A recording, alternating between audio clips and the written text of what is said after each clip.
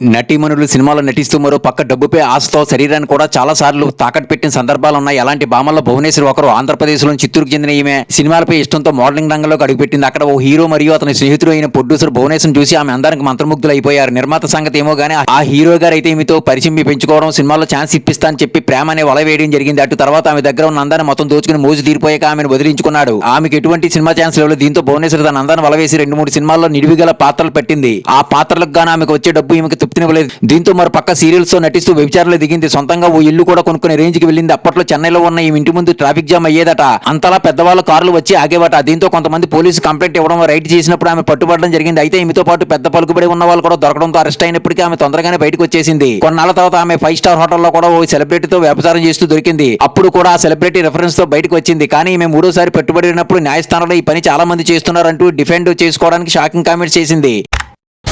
Like కొట్టి subscribe చేయండి.